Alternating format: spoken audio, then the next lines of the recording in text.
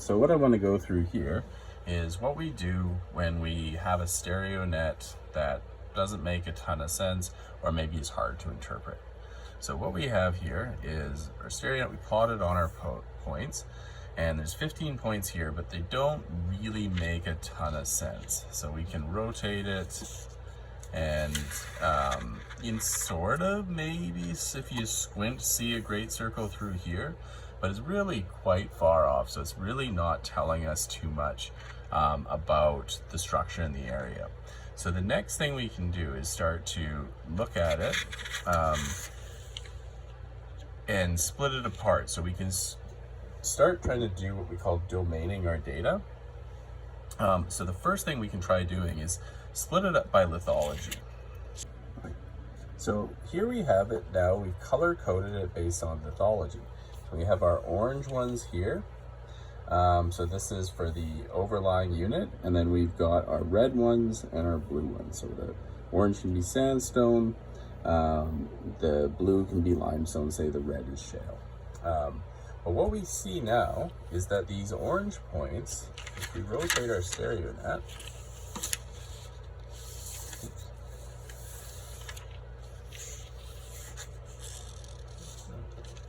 actually fit along this great circle pretty well. It's not perfect, but you can see that it fits more or less on there. Whereas still, the blue and the red don't really make a whole lot of sense. But what this probably, or one way to interpret it, is that this orange unit, which I said was overlying, has an unconformable contact with the other one. So the structure is different with this orange unit. And now, bearing that in mind, we can start interpreting our data. So this has a different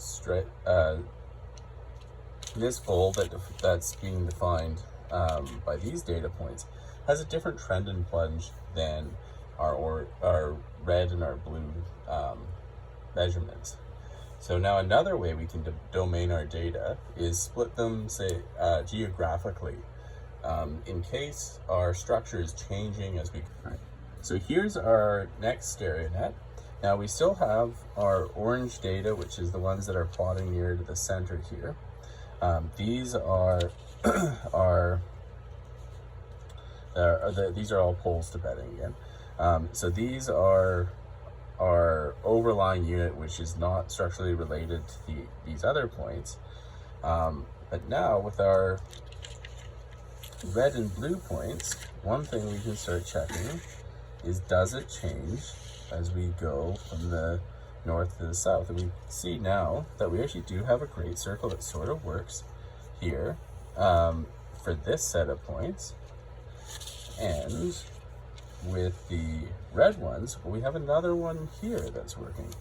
And they're fairly similar. Like, it's not a big change to line up these different points, but we have the blue points, our lines, which are our northern points, and our red ones, which are our southern points. So that's saying that our structure is actually changing as we go from north to south, which means that maybe our fold axis has been folded by a subsequent event.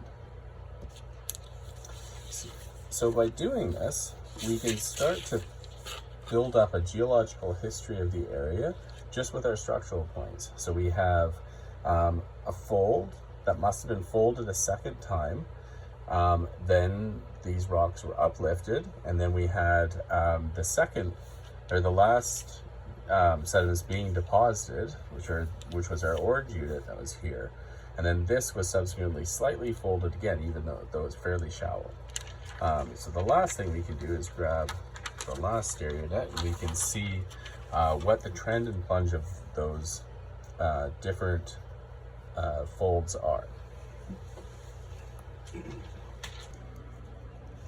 So here is our stereonet again. So our domains is now pencil again, but this was our orange domain, that was the lithology, and then this is our north versus south domain, or at least like the geographical domains that we found on our stereonets.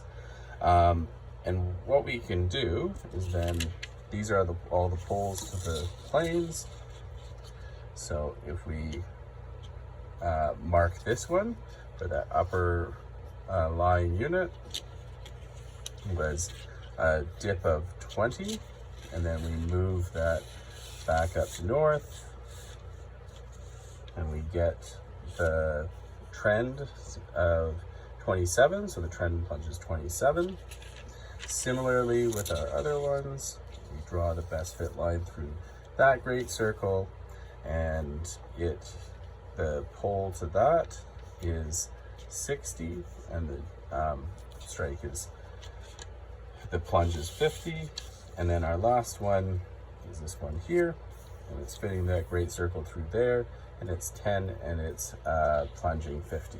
So you can see that these two are relatively similar plunges, though from north to south we have a change in the strike of about 40 degrees, and then we have this later event, this later unit that is more shallowly and much more flatter lying with a fold that's plunging about 20 degrees.